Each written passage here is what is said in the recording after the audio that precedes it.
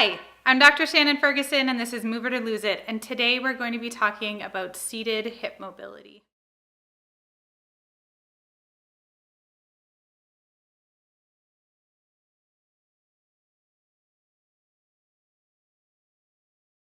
If you have limited mobility, that doesn't mean that you can't work on your range of motion and work with your joints. It just means that you have to do it in a slightly modified way, and seated is a really great way to do that, especially if your balance is a little bit off. These are also really great exercises if you sit in a desk all day because movement is really important. And if you can move while you're seated, then you can reduce some of the damage that staying seated all day can do to your hip joints. So to begin, we will start with a glute stretch. So this is a figure 4 stretch. So the stretching ankle on top of the other knee, and then lean forward with your chest and not with your head. So you want to hinge at the hip and not hunch with the shoulders. And you should feel the stretch in your glute, right in that butt muscle. This video I'll be doing all the right leg, so it's ideal that you do these mobility exercises in both hips, not just the hip that hurts. So then we're doing a mid-glute stretch, so mid-shin to the top of the knee and then lean forward with the chest. I'm doing each stretch for about 30 seconds, but it is probably better if you go for longer, so this is just a minimum. If you feel like you could go more, I wholeheartedly invite you to do so.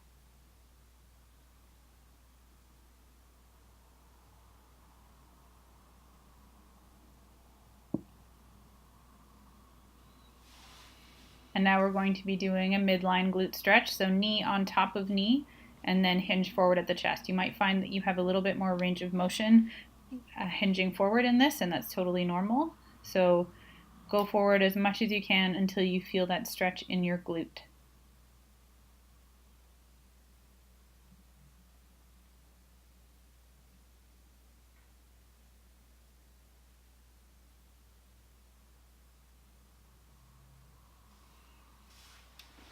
And now we're going to be doing a rotation exercise. So I'm holding on to the seat of the chair so that I can keep my balance, and I'm opening my one leg up and over, and then the other leg up and over.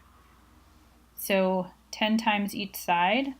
This is going to make the quadricep muscles a little bit stronger because you have to use them to lift your leg up. And then it's working the internal and external rotation and side to side adduction, abduction motion of each hip. If your hips crunch and crackle along the way, that's totally normal, but just make sure that you are doing these exercises because that's usually an indication that you need to.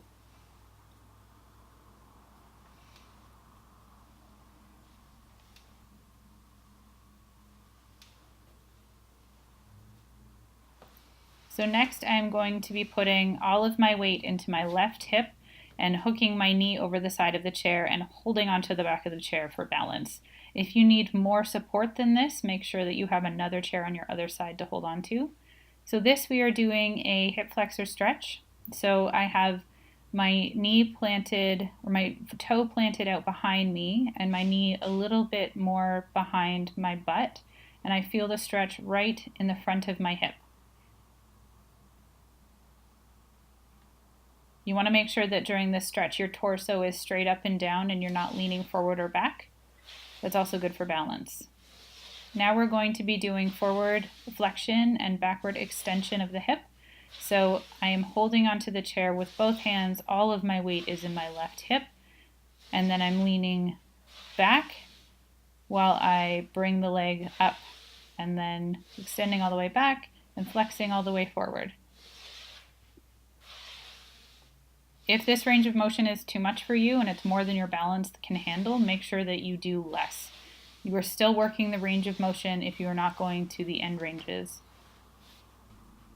Thank you for watching my video on seated hip mobility. I hope that you enjoyed it.